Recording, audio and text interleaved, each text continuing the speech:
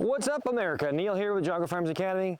Thanks for watching. Today we're going to talk about something I've seen on YouTube quite a bit. It's something I call the YouTube jerk, and really what it is, it's the lack of follow-through when people are trying to go fast when they're shooting.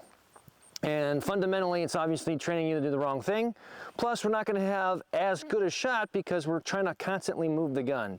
So what is a YouTube jerk? And not the person that's in the comments below, but the actual movement is that when the person goes to shoot their gun quickly, they immediately after the last shot, jerk the gun back real fast. So they come out and they shoot and they do it, look something like this. I don't know, maybe it looks faster, I don't know. I don't know the reason behind why I see a lot of this. It's not just YouTube, I'm just using it as an example. But I'll see shooters do that, especially when we start putting the timer on there, trying to go and have a measurable speed and accuracy. I see them pop the gun back a lot. And we want to stop doing that because the final phase of any shooting process, the fundamentals that is follow through. And the follow through again is that whether I'm using this dot or I'm using my front sight, after the shot breaks, I'm going to bring that back on, superimpose a dot or find my front sight so I can take another shot and I'm ready to go. And that's when we're done with the sequence, not when the gun goes bang. So it's not just driving it out there, snapping it, shooting.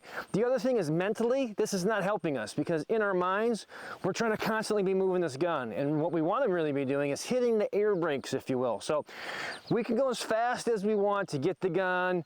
None of this movement here affects accuracy till right about this area. And I say right about this area because as we're just driving this gun out, if we don't start hitting the brakes a little bit, we're going to overdrive the gun. You're going to see this big pop at the end. Then we're kind of settle, trying to find that front sight.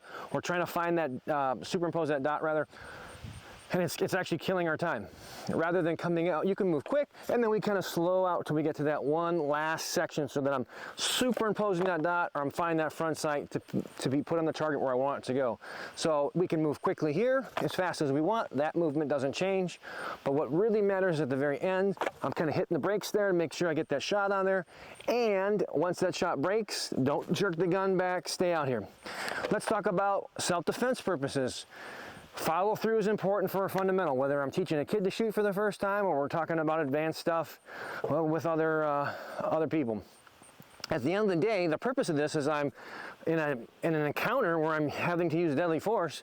I want to make sure that all the work that needs to be done is done. And the last thing I want to do is bring in the gun back and then all of a sudden I got to drive the gun back out again because the threat isn't stopped that I thought was going to happen. So once I'm out there and I shoot the gun, I'm going to be checking, looking over the gun to see what's going on over here. I can scan and assess my environment, but I'm not going to immediately jerk the gun back, especially if I'm actively shooting something that is a threat.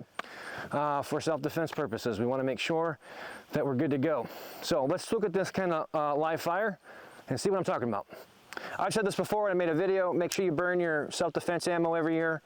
You can keep all the stockpiles of training stuff you want, but the gun that you're going to be carrying around, make sure you do that. So we got some hollow points that we're going to be burning up today. So, all right.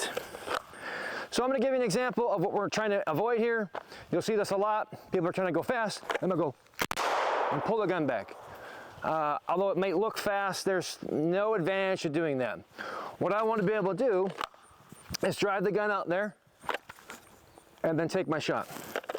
So drive the gun out there, take my shot, make sure I'm done. I can see what I need to see in this immediate area. Then we can talk about scanning, assessing, but the point is I'm not jerking it back. So whether I'm working the fundamentals, so I'm getting a good grip on the gun, I'm presenting out properly, I'm finding my dot or I'm superimposing my dot or finding my front sight, working the trigger properly, taking my shot, I'm going to follow up again, make sure we're good to go. I could shoot again if I want to, but now we're done. So that's going to be proper follow through. Even if I'm going quickly, okay, I'm still out there and then I come back. It's going to lead to better accuracy because instead of trying to constantly move the gun and pop it around a lot, I'm going to get it to stick where I want it to go. Again, the only difference here is if it's a defensive scenario, after I shoot, I'm going to drop the gun after I've reacquired everything, boop. And so I can see what's going on, then I can come back and actually fully scan and assess my environment. But immediately where I'm doing my putting work in there, I want to make sure everything's good and I'm ready to go again if I need to follow up, or sorry, follow through. and it's the fundamental of shooting. So try to avoid jerking the gun and make sure we're doing a proper follow through to complete the actual process. Right before I was going to end this, Kim brought up a good point, which is, we call it the looky-loos, right? So they come out, they shoot, and then they immediately do this. As soon as they shoot, I'll actually show you what it looks like. Here, we'll do this live real quick. So they come out. Oh, okay. Oh, okay. And they're constantly jerking the gun down to see where they're shooting. Well, number one, you're just looking for bad news quicker because we completely abandoned follow through, so most likely it's not going to be a good shot. Number two, especially if we're using a dot, we don't need to bring the gun down. Look through the lens. There it is. We should be looking through at the target the entire time anyway. But even if it's a front sight, we're going to put our rounds on the target. Once we're done with that, and we've completed, then we're going to look and see. I promise you're going to have better results when you look at it that way than every single time. Plus, it's just a horrible habit to get into. We don't need to be dropping the gun and looking around. We can bring the gun down to assess our environment. That's a little bit different, but we're not doing that after every shot, making it a training scar that we're going to do every time we shoot.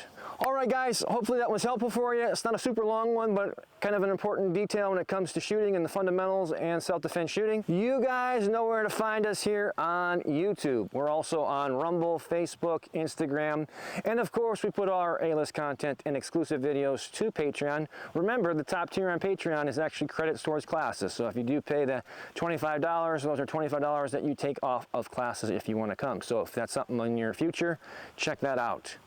Until next time, remember, it's always better to be judged by 12 than carried by 6.